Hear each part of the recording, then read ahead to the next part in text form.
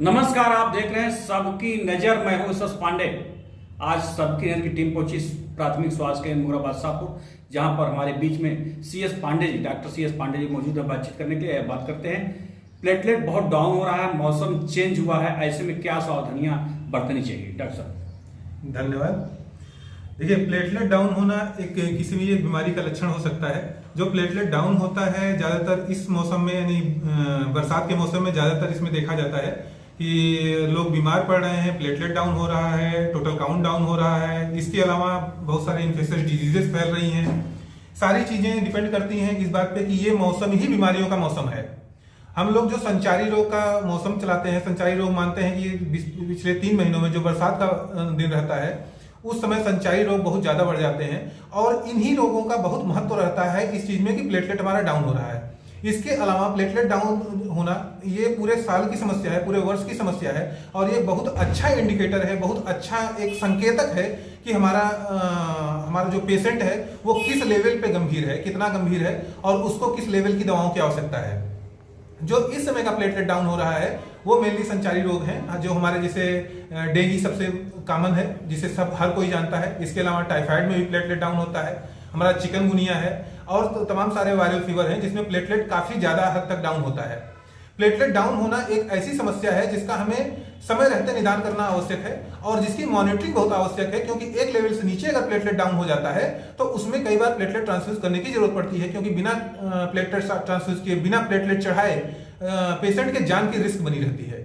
तो इसलिए अगर प्लेटलेट डाउन है तो उसकी नियमित मॉनिटरिंग करना, और प्लेटलेट डाउन होने के साथ साथ क्या क्या लक्षण है ये जान के उसका उचित उपचार करना बहुत ही आवश्यक है। डॉक्टर साहब, मौसम जैसे चेंज हो रहा है, ऐसे में क्या सावधानियां बरतनी चाहिए और मर्ज कौन कौन से उत्पन्न हो सकते हैं? इस समय मेनली संचारी रोग का समय है। जो इन्फेक्शियस डिजीज हैं, जो एक व्यक्ति से दूसरे व्यक्ति में फैलती हैं या जो गंदगी से फैलती हैं, उन बीमारियों का इस समय प्रकोप ज्यादा है, और हमें सबसे बेहतर साफ सफाई कर सकते हैं हम जो। लेकिन यह है कि साफ सफाई भी ऐसा हम कर सकते हैं जैसे बरसात का मौसम है, कहीं भी पानी गिरेगा, पानी एक जगह से दूसरे जगह जाएगा। वायु है, वायु एक जगह से दूसरी जगह गंदगी को उड़ा के ले ही जाएगी। तो इस वजह से इस मौसम में हम सारा सावधानी रखते हुए भी कई बार होता है कि उस लेवल की साफ सफाई नहीं कर सकते कि बीमारियां खत्म हो सके। हाँ, सरकार की तरफ से भी प्रयास होता है, लेकिन व्यक्तिगत प्रयास बहुत ही आवश्यक है, नितांत आवश्यक है, क्योंकि केवल सरकारी प्रयास से हमारी साफ सफाई इतनी मेंटेन नहीं रह सकती है कि हम सारी बीमारियों को दूर भगा सकें। हाँ, दूर तो नहीं कर सकते हैं, लेकिन यह है कि अगर हम साफ सफाई पे ध्यान दें, अपने खाने पीने पे ध्यान दें, ढकी वस्तुओं को ही केवल खाएं, ताजे भोजन का उपयोग करें, तो इससे काफी हद तक हमारी बीमारियां कम हो सकती हैं। मरीजों के लिए कोई संदेश, जागरूकता का संदेश दीजिए।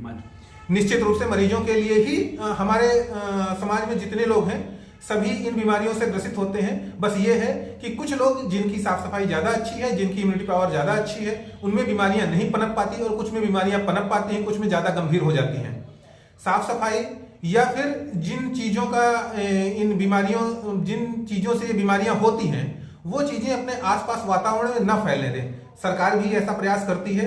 साफ सफाई के लिए नगर निगम व्यवस्था है, जहां पे है नगर पालिका की व्यवस्था है, ग्रामीण स्तर पे व्यवस्था है, सरकार करती है। इसके अलावा हमें भी चाहिए कि अपने घर को स्वच्छ रखें, बहुत ज्यादा कपड़े नमी में न रहने पाए, कपड़ों को धूप में सुखाते रहें बीच बीच में।